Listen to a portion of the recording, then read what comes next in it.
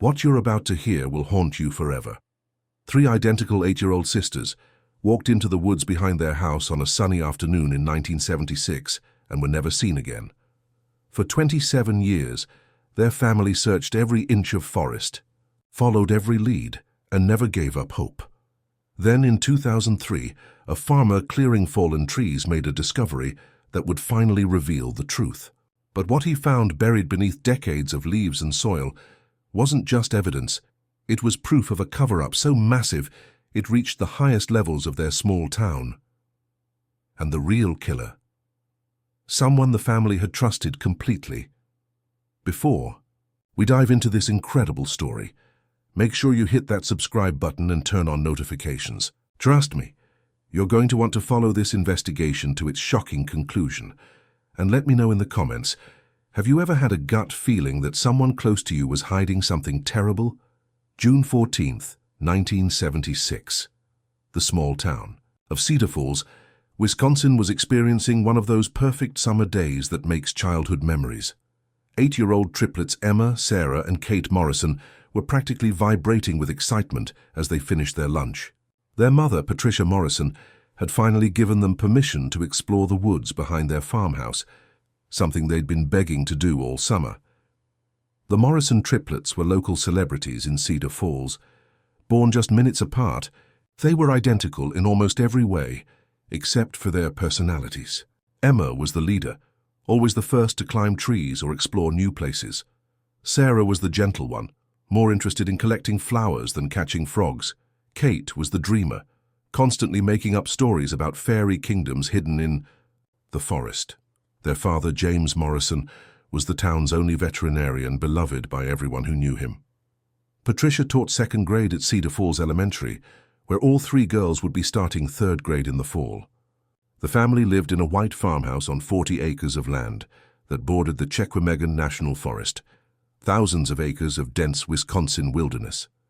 That afternoon, Patricia packed each girl a small backpack with sandwiches, juice boxes, and their favorite snacks. She made them promise to stay together, not to wander too far, and to be home before dinner at 6 o'clock. The girls were wearing matching red t-shirts that Patricia had bought them for their birthday. She always dressed them alike, she said, so she could spot them easily. Remember the buddy system, Patricia called as the three girls skipped toward the tree line behind their house. Nobody goes anywhere alone. We know, Mom. Emma called back, already pulling her sisters toward the adventure that awaited them in the woods. That was the last time anyone saw Emma, Sarah, and Kate Morrison alive. When 6 o'clock came and went with no sign of the girls, Patricia wasn't. Immediately worried. Children lose track of time when they're having fun, she told herself. But when 7 o'clock passed and then 8, her concern turned to panic. James Morrison had just returned from an emergency call at a local dairy farm when he found his wife pacing the backyard, calling the girls' names into the darkening forest. Together they grabbed flashlights and began searching the woods, following the faint trail that led from their backyard into the dense trees. They found evidence that the girls had been there, a juice box that belonged to Sarah, some flower, petals that Kate had probably been collecting. But there was no sign of the triplets themselves. By 10 o'clock, James Morrison was on the phone with the Cedar Falls Sheriff's Department. Sheriff Robert Walsh arrived at the Morrison farm within 20 minutes, bringing 3 deputies and a search dog named Rex. Sheriff Walsh had been elected to his position just 2 years earlier, and a missing children case was something he'd never handled before. But he threw every resource he had into the search for the Morrison triplets. The initial search focused on the immediate area behind the Morrison house. Sheriff Walsh theorized that the girls had gotten lost and were probably hiding somewhere, scared and cold, but essentially safe. Search teams combed through underbrush, checked abandoned buildings, and called the girls' names until their voices were hoarse. But here's what troubled Sheriff Walsh from the very beginning. Rex, the search dog, lost the girls' scent completely after following their trail for just a quarter mile into the woods. It was as if the 3 sisters had simply vanished into thin air. What could make 3 children's scent disappear so completely in the middle of a forest? Keep watching, because the answer to that question will reveal a conspiracy that went deeper than anyone imagined. As hours turned to days, the search for the Morrison triplets became the largest missing persons operation in Wisconsin history. Volunteers from neighboring counties joined local law enforcement, creating search parties that covered hundreds of square miles of forest. The National Guard was called in with helicopters and advanced search equipment. The story made national news. Walter Cronkite reported on the missing triplets during the CBS Evening News. Newspapers across the country ran photos of the three identical girls in their matching red shirts, their bright smiles hiding the tragedy that was about to unfold. The FBI sent a team of specialists from their Milwaukee office. Agent Carol Brennan, who had worked dozens of missing children cases, told reporters that the Morrison case was unlike anything she'd encountered. "3 children don't just disappear simultaneously," she said. "There's always some trace, some evidence left behind, but it's as if these girls were never in those woods at all." Patricia Morrison appeared on television every night, pleading for information about her daughters. "Emma, Sarah, Kate, if you can hear this, Mommy and Daddy love you so much," she would say through tears. "We're not angry. We just want you to come home." James Morrison organized search parties that went out every single day for months. Local businesses donated food and supplies. Churches held prayer vigils. The entire community of Cedar Falls rallied around the Morrison family, determined to bring the triplets home. But as weeks turned to months and months turned to years, hope began to fade.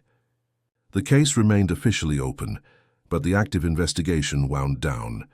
The FBI agents returned to Milwaukee. The National Guard helicopters stopped flying over the forest. Life in Cedar Falls slowly returned to normal for everyone except the Morrison family. Patricia Morrison never returned to teaching. She spent her days walking through the woods, calling her daughters names, convinced that if she just looked hard enough she would find them. James continued his veterinary practice, but neighbors said he was never the same. The joy had gone out of him completely. The family moved away from Cedar Falls in 1982, unable to bear living so close to the place where they'd lost their children. Patricia told the local newspaper, "We can't stay here and stare at those woods every day wondering what happened to our babies." Sheriff Walsh, however, never gave up on the case. Every few months he would drive out to the Morrison property, now owned by new families, and walk through the woods where the girls had disappeared. He kept their case file in his desk drawer and reviewed it regularly, looking for clues he might have missed. In 1995, Sheriff Walsh received a call that made his heart race. A hiker had found children's clothing in the woods, 3 small red T-shirts buried under fallen leaves about 2 miles from where the Morrison triplets had vanished. But when the FBI lab tested the shirts, the results were disappointing. The fabric was too old and degraded to yield any useful DNA evidence, and there was no way to definitively prove the shirts had belonged to Emma, Sarah, and Kate. Still, the discovery renewed interest in the case. America's Most Wanted featured the Morrison triplets in 1996, generating hundreds of tips from across the country. None of them led anywhere, but the show did accomplish something important. It reminded the world that 3 little girls were still missing, and someone, somewhere, knew what had happened to them. But the breakthrough that would finally solve the Morrison case came from the most unexpected source imaginable. In March 2003, a local farmer named Dennis Kowalski was clearing fallen trees from a section of his property that bordered the national forest. Dennis had bought the land 5 years earlier and was slowly developing it for agriculture. As he used his backhoe to move a large fallen oak tree, something glinted in the disturbed soil beneath. Dennis shut off his equipment and climbed down to investigate. Buried about 3 feet underground, he found a small heart-shaped locket on a delicate gold chain. Even after 27 years in the ground, the locket was recognizable as something a child might wear.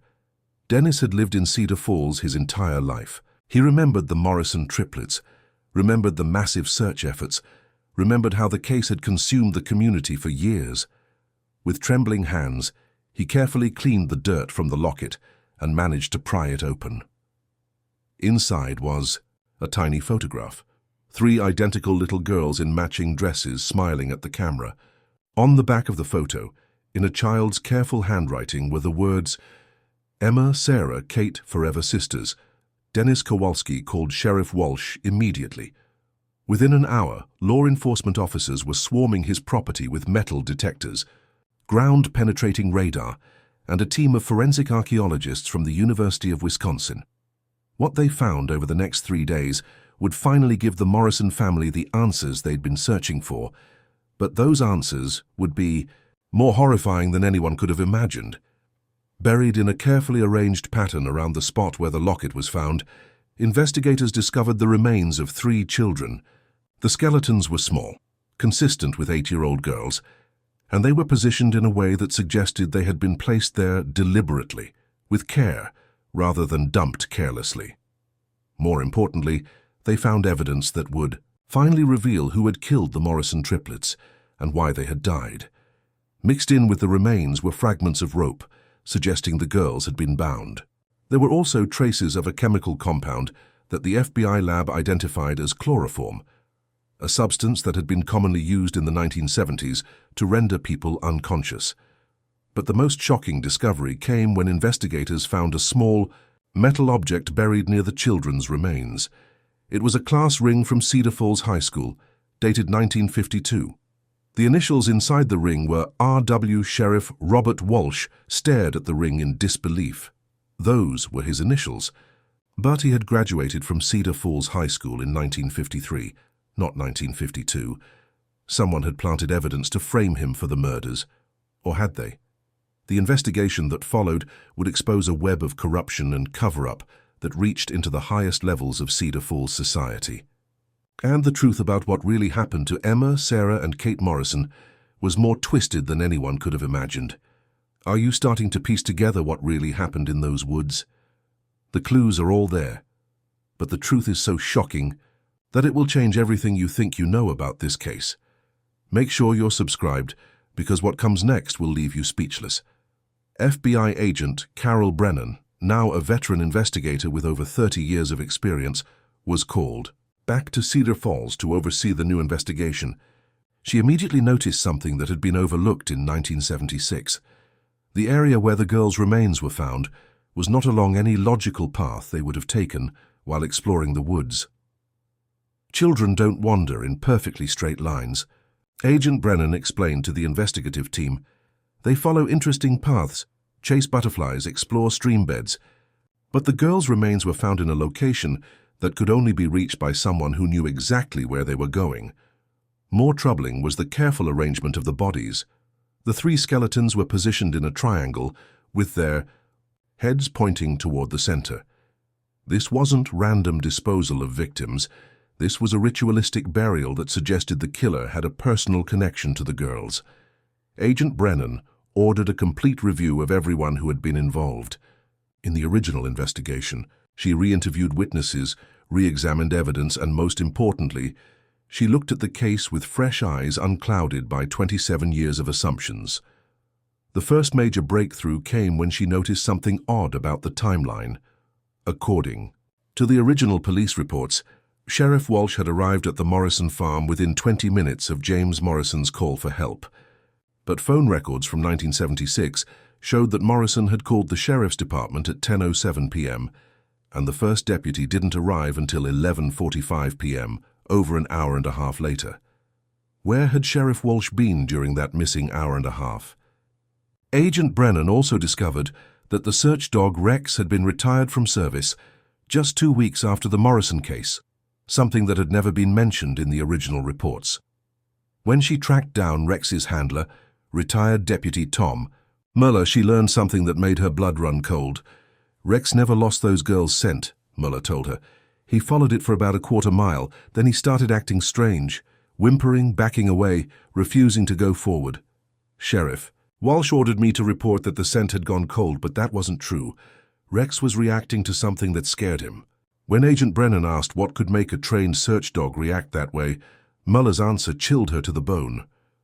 Rex was trained to detect decomposition. He knew those girls were already dead. The implications were staggering.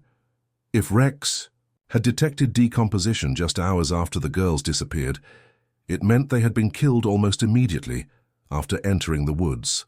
But it also meant that Sheriff Walsh had known the girls were dead and had deliberately covered it up. But why would the town's sheriff murder 3 innocent children? The answer lay buried in medical records that hadn't been reviewed since 1976. Dr. Elizabeth Hardy, the county coroner who had examined the girls' remains, made a discovery that explained everything.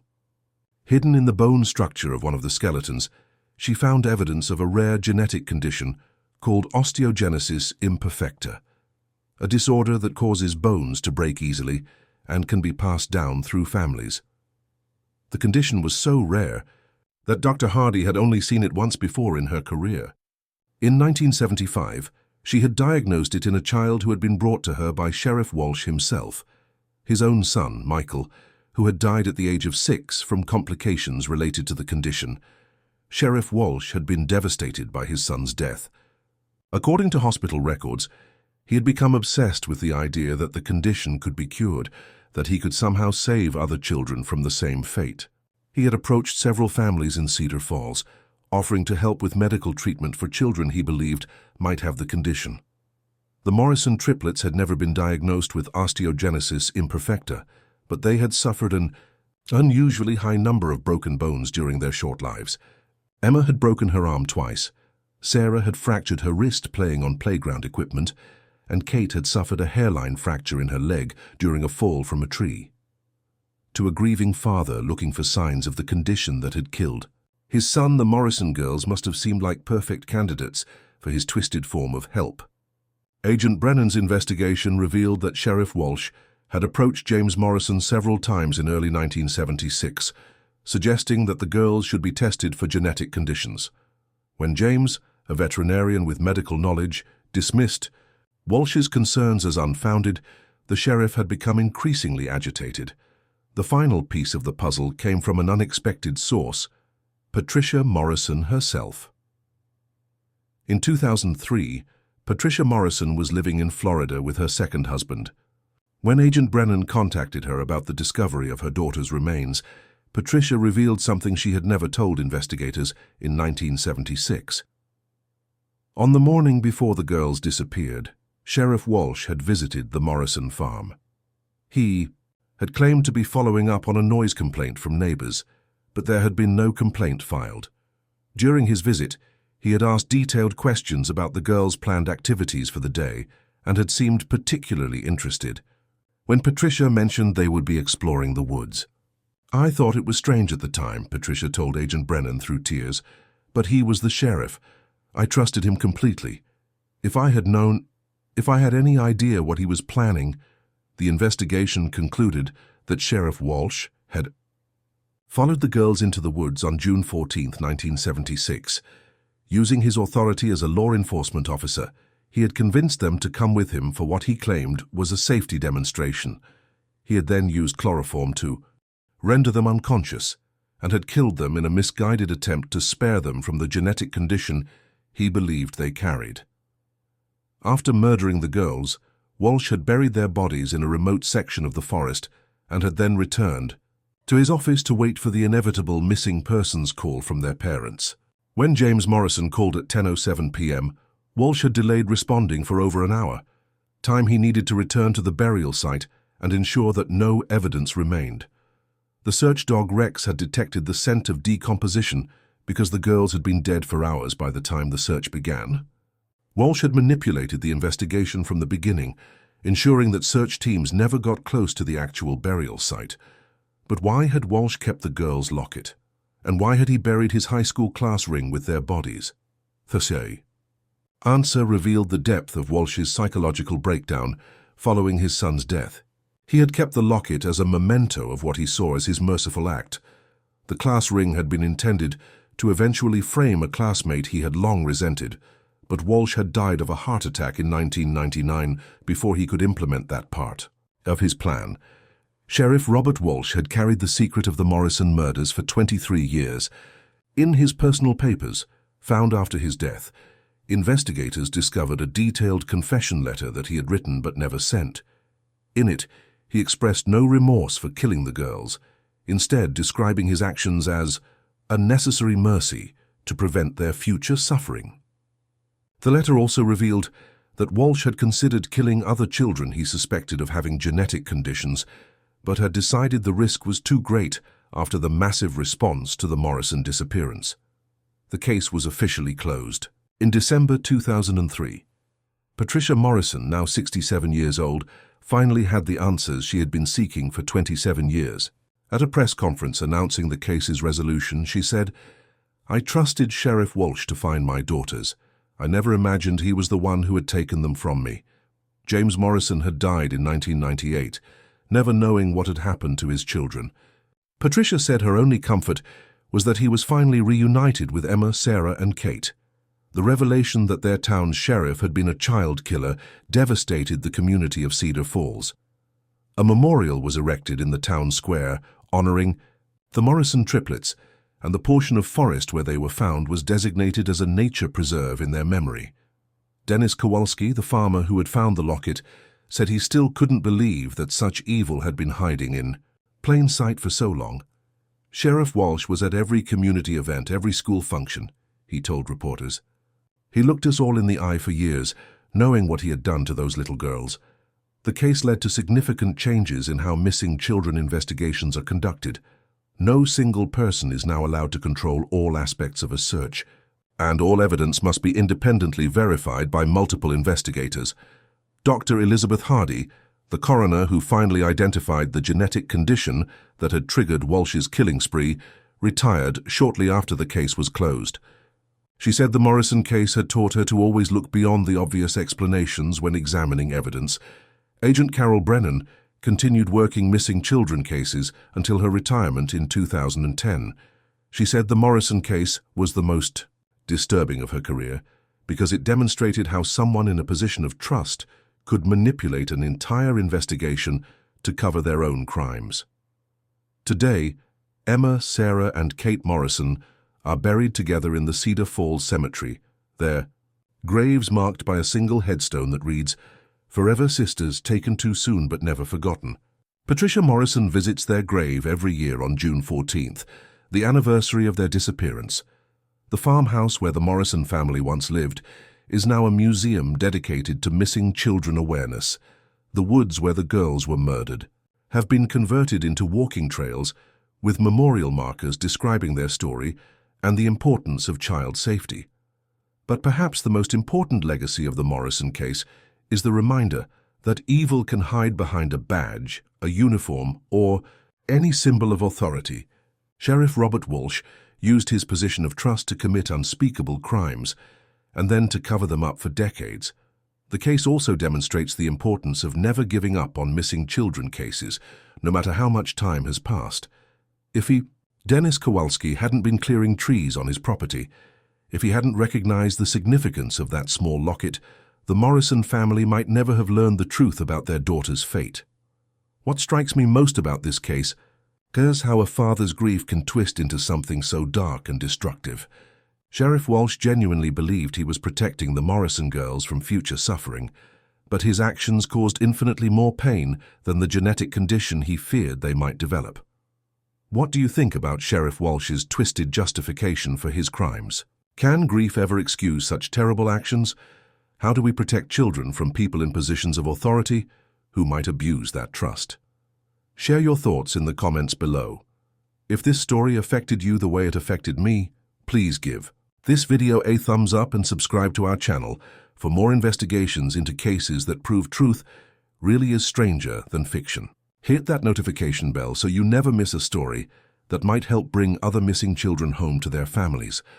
And remember, if you ever see something suspicious, trust your instincts and report it to authorities. You never know when you might be the person who finally brings a family the answers they've been searching for. Thank you for watching, and I'll see you in the next video where we'll explore another case that shows how the most dangerous predators are often the ones we trust the most.